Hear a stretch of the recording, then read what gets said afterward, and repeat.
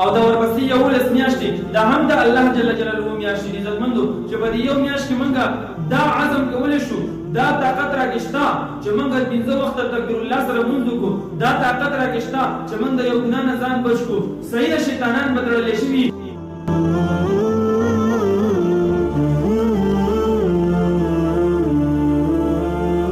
زمونږ چې کوم مشران تېر شوي دي وایي هغوی به د رمضان مبارک دپاره دومره جړاګانې کولې د شپږ میاشتو نه مخکې به هغوی دا جړاګانې کولې چې ای ربه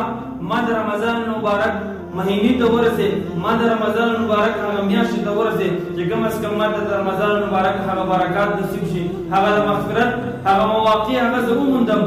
په رمضان مبارک کې به ډېر زیات عبادتونه وکړل وایي دا رمضان مبارک نه وروسته بیا شپږ میاشتو پورې هغوی دا جړاګانې کولې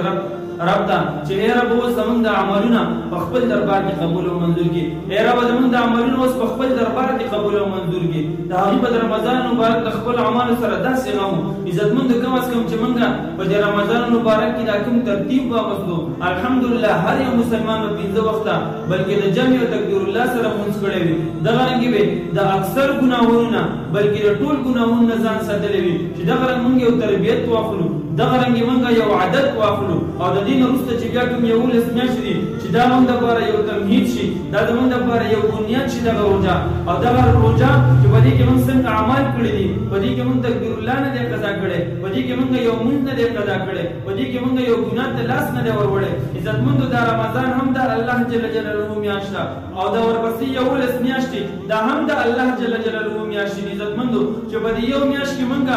دا عزم کولی شو دا طاقت راکې شته چې موږ 15 وخته تکبیر الله سره لمونځ وکړو دا طاقت راکې شته چې موږ د یو ګناه نه ځان بچ کړو صحیح شیطانان به تړلی شوي سرکشه شیطانان به تړلی شوي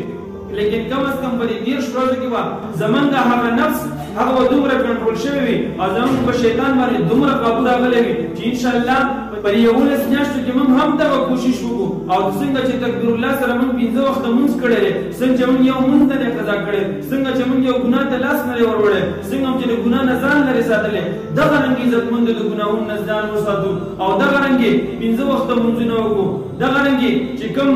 اعمال زموږ په رمضان مبارک کې کوم اذکار کوم ذکرونه زموږ په رمضان مبارک کې زموږ په ژبه باندې جاري خپل کاروبارونه هم کوو خپل کارونه لا هم ځو خپل رشتې هم پالو لیکن د دې سره سره عزتمندو